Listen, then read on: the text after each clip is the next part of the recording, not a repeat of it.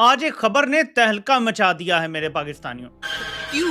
क्या हुई? भारत टेस्ट करेगा अपना एडवांस हाइपरसोनिक मिसाइल ध्वनि जो मार्क 5 से भी ज्यादा स्पीड से उड़ने की क्षमता रखता है। ब्रह्मोस की स्पीड है मैक 2.8 से 3 तक। ये ध्वनि की जो स्पीड होगी वो मैक 5 को भी पार कर जाएगी। और ये एक क्लियर सिग्नल है कि भारत सिर्फ रीजन ही नहीं बल्कि ग्लोबल स्टेज पर भी मिलिट्री टेक सुपर पावर के रूप में आगे बढ़ रहा है। किसी नई जंग की घंटियां बजाई जा रही हैं। 2, 1, now.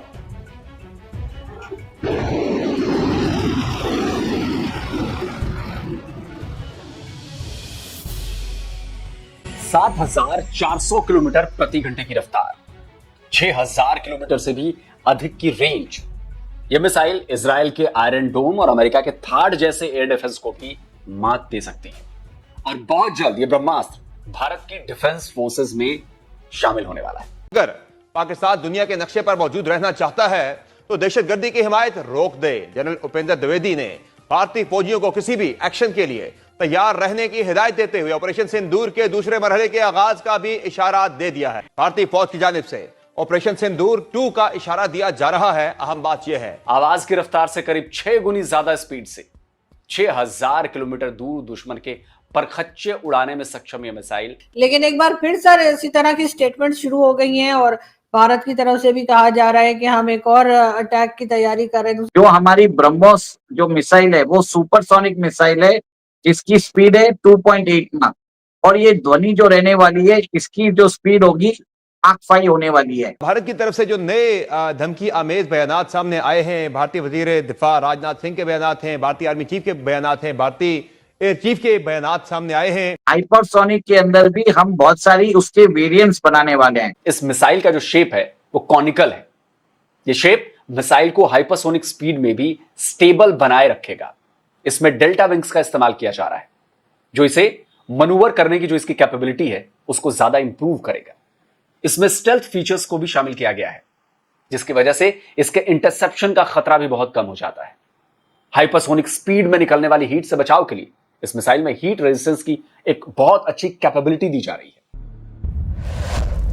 हेलो फ्रेंड, जय हिंद। क्रिक्सल हिंदुस्तान में आपका स्वागत है। दोस्तों, भारत हाइपरसोनिक हथियारों की दौड़ में तेजी से आगे बढ़ रहा है। रक्षा अनुसंधान एवं विकास संगठन डीआरडीओ ने ध्वनि नामक नई जनरेशन मिसाइल के परीक्षण की तैयारी में लग गया है। यह मिसाइल लगभग 7,400 किलोमीटर प्रति घंटा की रफ्तार से उड़ेगी। भारत और रूस की ज्वाइंट कोलैबोरेशन से बनी ब्रह्मोस मिसाइल से भी ज्यादा इसकी रेंज होगी। डीआरडीओ ध्वनि मिसाइल का पहला टेस्ट 2025 के अंत में कर सकता है। यह मिसाइल भारत की तेज हमले की क्षमता को और भी मजबूत करेगी। ध्वनि मिसाइल डीआरडीओ के hypersonic technology demonstrated vehicle programme पर आधारित है। ध्वनि एक हाइपरसोनिक ग्लाइड व्हीकल है जो बैलिस्टिक बूस्टर से ऊंचाई पर पहुंचती है और फिर ग्लाइड करती है। यह मिसाइल हवा, समुद्र, जमीन से भी लॉन्च हो सकेगी। तो चलिए इसी टॉपिक पर वीडियो देखते हैं। अगर चैनल पर नए हैं तो प्लीज चैनल सब्सक्राइब कर लें। वीडियो को लाइक करके कमेंट सेक्शन में अपनी राय जरूर लिखें। भारत टेस्ट करेगा अपना एडवांस हाइपरसोनिक मिसाइल ध्वनि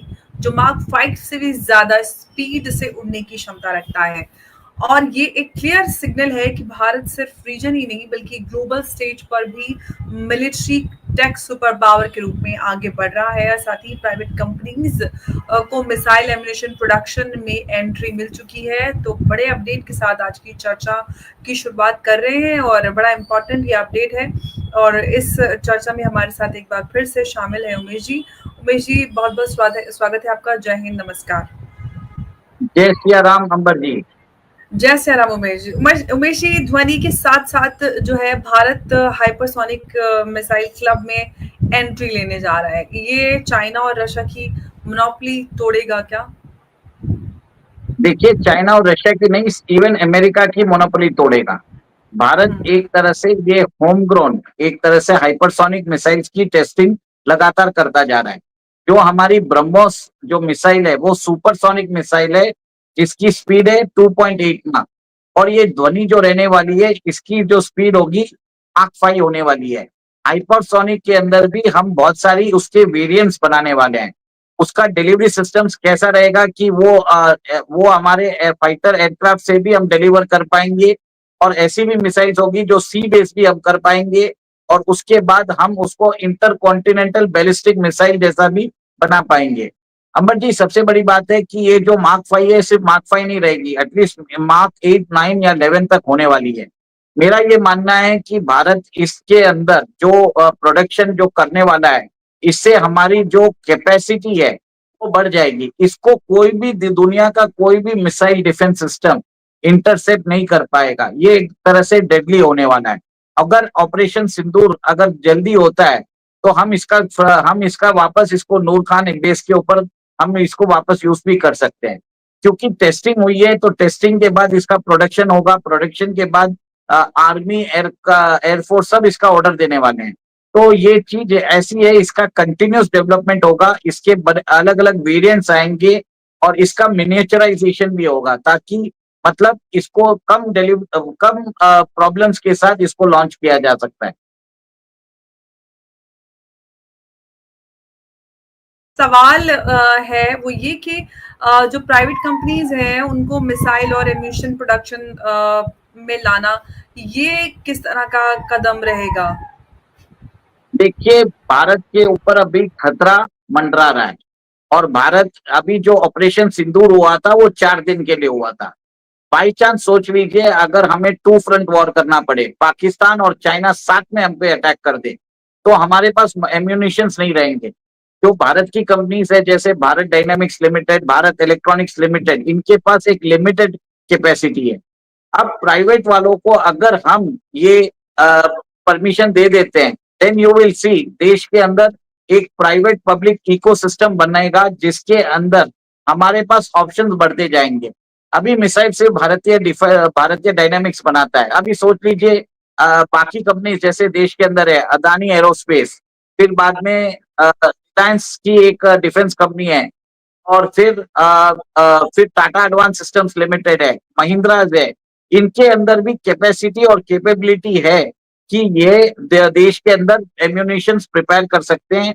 ये भी 105 mm, 130 mm, 150 mm के आर्टिलरी शेल्स बना सकते हैं, पिनाका मिसाइल्स बना सकते हैं, जो 1000 किलो के पाउंड बॉम्ब होते हैं वो भी बना पाएंगे, मोटर बॉम्ब्स बना पाएंगे, हैंड ग्रेनेड्स बना पाएंगे। देखिए, युद्ध के टाइम पे आपको सप्लाई जरूरी है, उस समय आप कैपेसिटी एक्सपेंशन नहीं कर सकते, और जरूरत से ज्यादा अगर वॉर छिड़ जाता है और लाइकलीहुड है कि नेक्स्ट वॉर जो होगा तो शॉर्ट वॉर नहीं होने वाला है। इसके लिए भारत सरकार ने जो प्राइवेट प्लेयर्स है उनको अलाउ कर दिया है। सर, हिंदुस्तान पाकिस्तान के बीच में जो क्लैशेस हुए, अटैक्स वगैरह हुए, उसके बाद हमें तो ये लग रहा था कि चलो अब सीज फायर हो गया तो शायद कुछ अमन होगा, कुछ बात आगे बढ़ेगी, और अगर एक दूसरे के साथ बात ना भी करें तब भी जैसे कहते हैं अपने अपने घरों में सब खुश रहेंगे। लेकिन एक बार फिर सर इसी तरह की स्टेटमेंट शुरू हो गई हैं और भारत की तरफ से भी कहा जा रहा है कि हम एक और अटैक की तैयारी कर रहे हैं। दूसरी तरफ से पाकिस्तान की तरफ से भी, चाहे वो हमारे डिफेंस मिनिस्टर हो, चाहे हमारे डीजी ISPR साहब हो।